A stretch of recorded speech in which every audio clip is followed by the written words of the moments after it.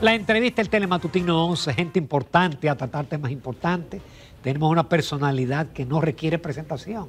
El doctor Guido Gómez Mazara, abogado eminente, fue consultor jurídico del Poder Ejecutivo, es un importante dirigente del Partido Revolucionario Moderno, y con él vamos a hablar muchos temas, especialmente de un libro interesantísimo que él puso en circulación y que yo lamentablemente no pude ir por el multiempleo, Guido, pero tú sabes de mi aprecio, no, claro, de mi estima. Y ya lo comencé a leer. Pero obviamente hay un tema obligado y con una persona como tú lo podemos tratar, que es el tema de Venezuela, en la posición que ha adoptado la República Dominicana. Y tú ves salida. ¿Cómo tú visualizas? Yo sé que tú has ido a Venezuela muchísimas veces y tienes amplias relaciones en ese país. Primero, gracias por la invitación. Es un placer siempre venir aquí. El tema de Venezuela, primero, los últimos acontecimientos van a tener un impacto en la región. Sin embargo, yo quiero hacer una humilde contribución a lo que yo percibo que es un agotamiento del modelo. Y me explico. La gente piensa en los 11 años de la actual administración de Maduro, pero se olvida de los 14 anteriores de Chávez. Sí. Es decir, en Venezuela, desde el advenimiento al poder de Hugo Chávez, pasaron dos cosas importantes desde el punto de vista político. Se sepultó el modelo tradicional de Acción Democrática y COPEI, que se constituyó desde el año 1958 con lo que se llamó el Pacto de Punto Fijo, que era la alternancia electoral. Y una vez, siendo Venezuela un país que producía mucho petróleo, los niveles de desigualdad, exclusión social se incrementaron. Y la sociedad percibió que el sistema de partidos no les respondía a sus expectativas. En función de eso, construyeron un outsider que hizo un primer intento de golpe de Estado, no lo cristalizó, se fue a la cárcel y desde la cárcel ganó la presidencia. Ahora, ¿cuál ha sido el gran inconveniente de ese proceso? Es que yo siento que el relevo político que ha tenido la intención de cohesionar el Partido Socialista Unido de Venezuela, que ese es el instrumento político, sin lugar a dudas no ha entendido los cambios de los tiempos y ha querido generar un modelo donde los requerimientos y los parámetros de los estándares internacionales en materia democrática no se cumplen. Y comienzo a dar explicaciones. Un órgano electoral que lo controla el PSV. Una incapacidad de competencia porque los disidentes los persigue. A un balance. Capriles Radonsky perseguido, Leopoldo López perseguido. Y María Corina no pudo presentarse formalmente porque hay un sistema que los excluye. Edmundo González es una expresión de la Mesa del Diálogo Democrático que lo presentaron de candidato, pero evidentemente hubiese sido otra la historia si un candidato terminado desde el punto de vista político competía. Pero además, yo creo que hay un componente también sumamente interesante en este proceso que hay que analizarlo, y es que la vista internacional ha entendido que si bien es cierto las formalidades de competencia estaban establecidas de antemano, nadie tenía dudas de que la candidatura de Maduro iba a hacer todo el esfuerzo por salirse con la suya. Situación actual, una fragmentación de la sociedad venezolana, una incomprensión de los observadores internacionales y devolver a Venezuela a un periodo que uno pensaba que se había superado.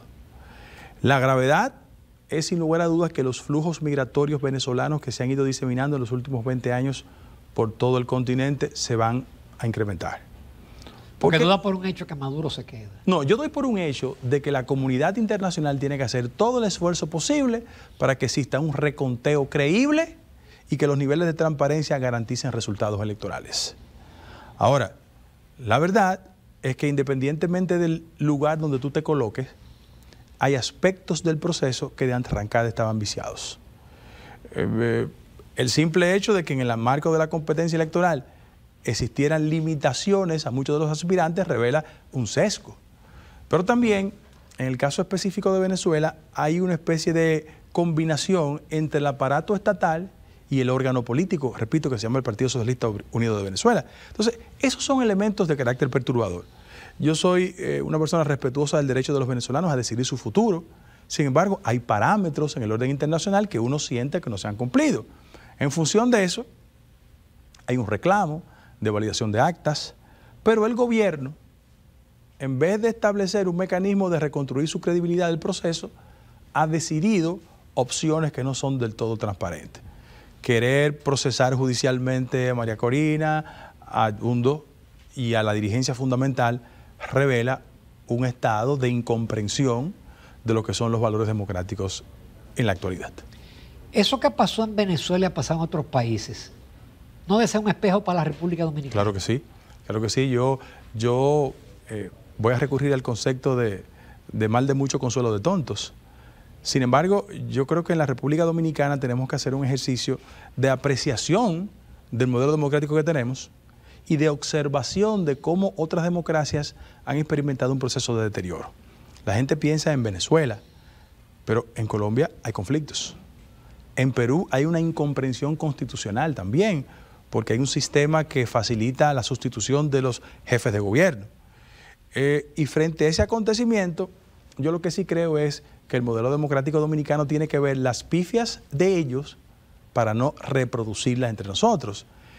Yo quiero ser muy preciso porque en el caso específico de República Dominicana y otros países, de manera unilateral, el gobierno venezolano ha tomado decisiones no del todo agradables, porque pienso que los valores democráticos no se pueden restringir a los ámbitos y a las jurisdicciones donde vive cada quien. Yo no puedo ser un demócrata en República Dominicana sí, y no ejercer la democracia en Venezuela.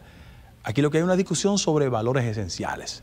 Frente a ese acontecimiento, yo también creo que es importante poner en contexto el hecho de que, si bien es cierto, hay países que han endosado más por un acto de identidad con la figura de Maduro que por sus reclamos de carácter democrático, hay gente que viene del espectro ideológico colindante con Maduro que ha hecho críticas. Primero, nadie puede cuestionar la condición de demócrata de Lula. Lula ha hecho una crítica al proceso. Nadie puede cuestionar los perfiles democráticos del presidente Boric. Ha hecho cuestionamientos. Y en el día de ayer, Pepe Mujica hizo una reflexión interesante sobre el proceso. Es decir, ya aquí no hay posicionamientos en función de coincidencias ideológicas, sino de valores elementales dentro del modelo democrático. Ojalá el costo para los venezolanos no sea tan alto. Hay ya sobre 16 muertos, lamentablemente. Hay una confrontación en las calles de Venezuela. Hay inclusive convocatorias a marchas de un sector y de otro. Y eso, sin lugar a dudas, va a crispar a un país que, si tú observas los indicadores económicos, ha tenido grandes dificultades en los últimos años. Yo espero que la razón, el sentido común, haga su contribución para que los venezolanos vuelvan al cauce democrático. Magnífico análisis, Guido. Vamos ahora, transición electoral 66-96. Yo lo estuve hojeando. Interesante porque tú capturas ahí lo que dicen los periódicos en cada momento, los titulares. ¿Por qué tú digo, claro, eso fue un periodo donde hubo muchos fraudes, pero es el periodo terrible de la Guerra Fría donde fue asesinado tu padre, sí, y muchísimos dominicanos perdieron la vida. Pero ¿por qué tú escoges ese periodo? Okay. Y parece que vas a seguir, sí, porque dice que es el ese es el primer tomo. Yo debo decir que en el país hay una discusión hace muchos años respecto de cuándo se inició la transición democrática. Es una discusión académica, muchos sostienen que fue con la victoria de Juan Bosch en diciembre del 62 y otros sostienen que fue con la victoria de Guzmán en el 78. Sin embargo, a partir de las elecciones del 1 de junio de 1966, en el país comienza un hilo electoral que no fue interrumpido. Tú puedes discutir sobre las características del proceso, transparente, no transparente, pero se inauguró un ritmo en la dirección de que el país, entre el año 1930 y el 61, no existía un ritmo electoral, era una mascarada construida por Trujillo. Y aunque las elecciones de diciembre del 62 inauguraron esa formalidad de votar y respetar lo que se depositaba en las urnas, es evidente que el golpe de Estado del 63 provocó Consejo de Estado, triunvirato y guerra de 1965. Y es a partir de ahí que nosotros hacemos un balance de esos primeros 30 años, que, como tú lo señalas, fueron 30 años en un contexto de Guerra Fría. Evidentemente ese contexto de Guerra Fría se reflejó en la República Dominicana en varios procesos. La figura de Joaquín Balaguer era una figura que en la coyuntura siempre se colocó como la herramienta útil para invalidar el éxito de los procesos revolucionarios en toda América Latina. Hay que decir que desde el año 1959, una de las preocupaciones del Departamento de Estado norteamericano era reducir la posibilidad de que el fenómeno de Cuba se expandiera en todo el continente. Y hay que recordar... Por eso fue la invasión del 65. Sí, uno de los factores que motivó eso. Sin embargo, fue una política que se expandió en toda América Latina. Y hay que decir que entre la victoria de Fidel Castro transcurrieron 20 años, que fue el éxito electoral de los nicaragüenses, para que el método revolucionario fuera exitoso. Hasta ese punto, el Departamento de Estado diseñó políticas ideológicas bien definidas, que en el caso de República Dominicana se reflejaron de la siguiente manera. Victoria de Balaguer en el 66. Es un tema que siempre se ha discutido sobre si Balaguer ganó las elecciones del 66. Bueno, el registro oficial le dio la victoria. Pero Bosch no pudo salir a esa campaña. No, le decían Juan de la Cueva, porque solo participó en 3 oportunidades. Sin embargo, ahí comienza un periodo sumamente importante en la vida política dominicana, porque Bosch sale del país en noviembre del 66 y vuelve en marzo del 70. Él se va a Benidorm, se establece, desarrolla muchas tesis políticas, entre ellas la dictadura con respaldo popular. Y cuando llega de Benidorm, le dice al PRD, bueno, que él no creía en el método de las elecciones y que el partido no iba a elecciones. Y se experimenta un primer proceso de confrontación, el llamado bloque conservador, porque las elecciones del 70 fueron elecciones entre Lora y Balaguer, que a su vez Lora había sido el candidato vicepresidencial 66-70, se pelea con Balaguer, porque Balaguer le prometió respaldarlo en el 70, no lo cumplió, y ahí se crea un proceso sumamente interesante que se extiende hasta el 74, cuando la fórmula Guzmán y Wessing, que este es un acontecimiento que mucha gente no lo recuerda, sobre todo las nuevas generaciones. La fórmula del año 1974, llamado el Acuerdo de Santiago, presentó a Guzmán de candidato, pero el candidato vicepresidencial estaba en el exilio, Elías Wessing y Wessing, que había sido jefe de un sector en la guerra del 65 contrario al PRD, las vueltas que da la vida. Entonces, ese proceso se da. Balaguer concurre al 74 con una formalidad y era la representación electoral del Partido Demócrata Popular, que era Luis Homero Lajara Burgos. Fue una mascarada, evidentemente. Y hasta llegar a la victoria del 78 de Guzmán, una victoria, y tú eres una persona que ha trabajado mucho en los temas económicos, donde hay un componente invisible. La gestión de Balaguer, y yo no tengo por qué defender a Balaguer, desde el punto de vista económico, entre el año 1966 hasta la crisis del Yom Kippur en 1973, experimentó un nivel de crecimiento significativo. La economía dominicana creció hasta 12% en ese proceso. Después de la crisis de Yom Kippur, evidentemente ha habido un descenso, y cuando las elecciones del 78 se determinaron, la gente no solo estaba hastiada con Balaguer, que había una situación económica de estremecimiento en el país, había un componente inflacionario que no se registra, pero la gente lo sentía en los bolsillos y en los estómagos, es decir, la gente le votó a Balaguer en contra, pero había una situación económica también difícil. Esos elementos yo creo que iban a caracterizar siempre resultados electorales que cuando la situación económica era difícil, la gente votaba en contra. Por ejemplo, en el año 79 hubo otra crisis internacional y la OPEP se puso el uniforme de ser un instrumento de presión política en el orden mundial, porque en el 79 vino una crisis en Irán, había que sacar el Shah, las refinerías se fueron a huelga y evidentemente aquí en el país ya gobernaba Antonio Guzmán. Y vino una huelga significativa porque hubo un incremento de los derivados del combustible. Esa es la famosa huelga donde Magluta, que era vicepresidente de la República, va a la parte alta de la capital y dice, le vamos a dar candela a los conspiradores. La gente le dejó el mote de Jacobo Candela.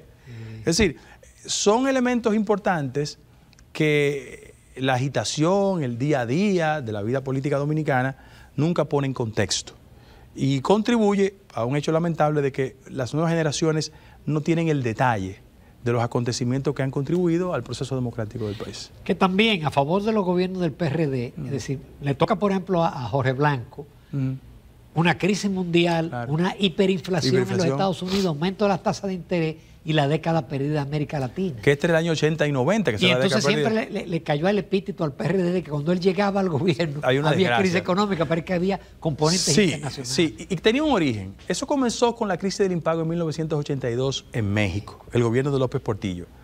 Pero también la Reserva Federal de los Estados Unidos se vio en el dilema de combatir 11% de inflación y 7% de desempleo, que en los parámetros norteamericanos eso era terrible. Inclusive que fue el motivo de que una figura como Carter no pudo ganar la reelección en los Estados Unidos que ganó Reagan. Frente a ese proceso, evidentemente la crisis de todo el concepto de década perdida encontró a Jorge Blanco en el gobierno. Y en el año 84, cuando se va al acuerdo con el Fondo Monetario Internacional, Bernardo Vega era gobernador del Banco Central, el país se estremece porque los ciudadanos se van una Semana Santa y cuando llegan de la Semana Santa hay un incremento sustancial de los precios de los artículos de primera necesidad. Entonces, frente a eso, y así lo consigno en el libro, eso significó la primera ruptura desde el punto de vista económico de la base social electoral del PRD, porque la inflación impactó a su base electoral y eso inclusive creó algún nivel de perturbación en el liderazgo del doctor Peña Gómez, que a la sazón era alcalde, porque fue alcalde 82-86. Entonces, esos acontecimientos yo pienso que van a poner en contexto cómo el comportamiento político electoral en el país está hilvanado con una situación económica.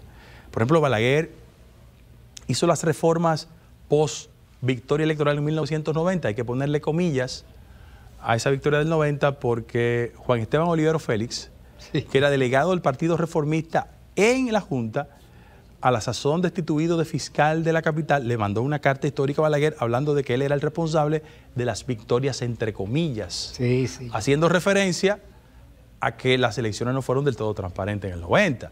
Entonces, en el 90 comienza un proceso, a propósito de que estamos hablando de reformas, un proceso sumamente interesante porque Balaguer impulsó reformas administrativas, comenzando por la del Código Laboral, que es la famosa reforma en la que Milton Ray Guevara, Lupo Hernández Rueda, Rafaelito Alburquerque establecen una reforma en el ámbito laboral que ha contribuido al desarrollo del país. Qué bueno. Oye, esta es una obra que tenemos que leerla, principalmente la nueva generación. Sí. Porque a mi edad yo viví todo eso. Sí. Tú no lo viviste, No. pero yo lo viví. Vamos a una breve pausa porque todavía nos quedan algunas cosas de interés con Guido Gómez Mazara.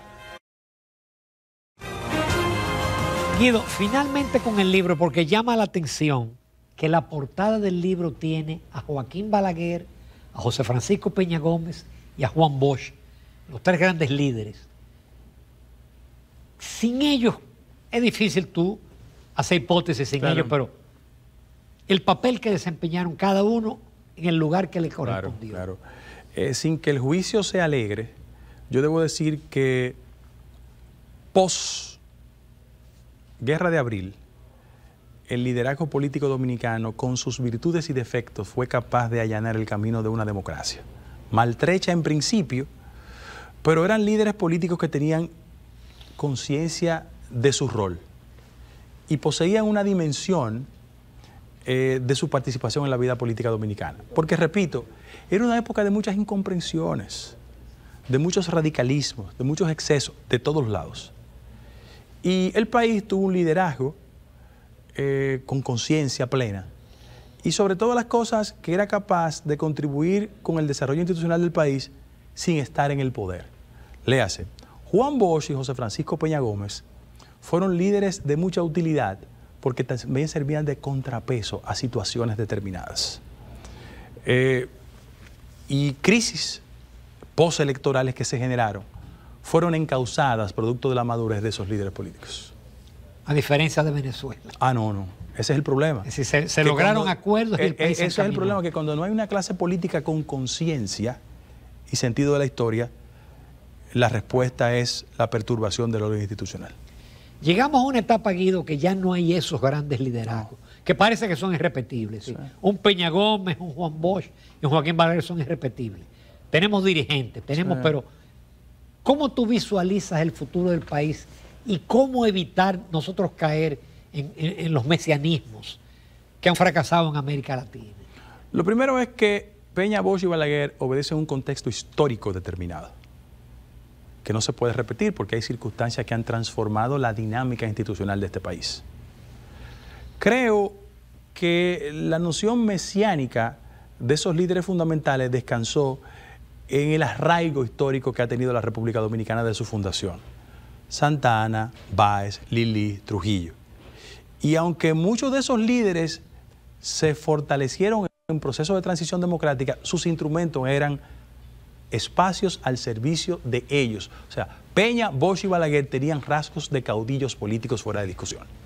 Ahora, el momento actual habrá de demandar de políticos que tengan plena conciencia y el convencimiento de no reproducir esos vicios, porque hay muchos de nuestros políticos que tienen las virtudes de ellos, pocas, los defectos, casi todos.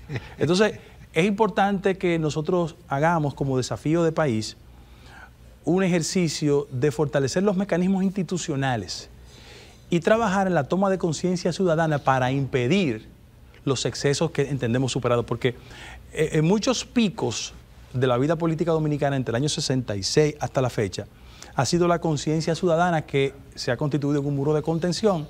Por ejemplo, en todo el periodo de intolerancia política, el hecho de que los militares incurrieran en excesos, también la sociedad tomó conciencia, e inclusive hay acontecimientos importantísimos donde partidos determinados, en el caso específico del doctor Peña Gómez, hizo de la denuncia internacional un instrumento que impedía los excesos de carácter local. Los periódicos de la época registran las alianzas que hacía Peña Gómez, por ejemplo, con los liberales de Washington, y cómo el tema de la banda colorada fue denunciado internacionalmente. Es decir, ahora que el mundo es mucho más global que hace 30 o 40 años, esos valores tienen que prevalecer.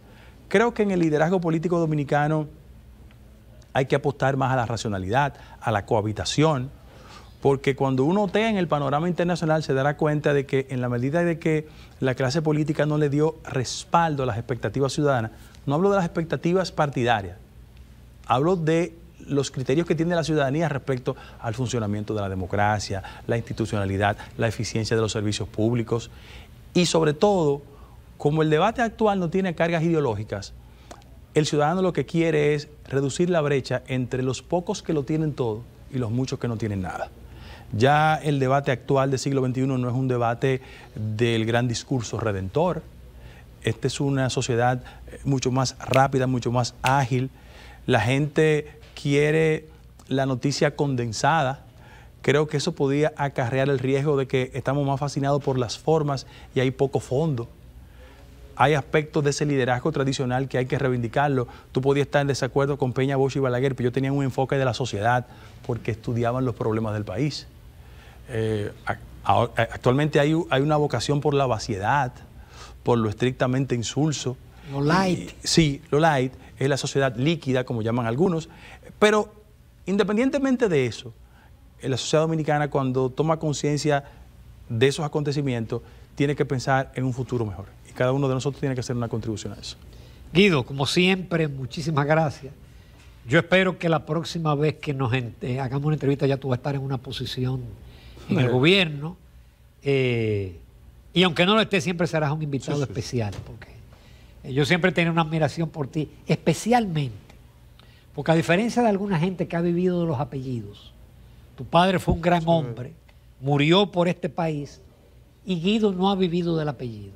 Guido se ha trazado un camino, una posición, y lo que ha hecho es engrandecer esa herencia. Así que yo siempre por eso te he admirado, porque tú no has vivido del Gómez. No. Ni mucho menos del Mazara. No. Guido, gracias. Muchísimas gracias. Y gracias por este aporte. Lo voy a devorar en este fin de semana. Gracias. Con esto nos despedimos, amables televidentes. Nos vemos, si Dios quiere, mañana, que ya es viernes.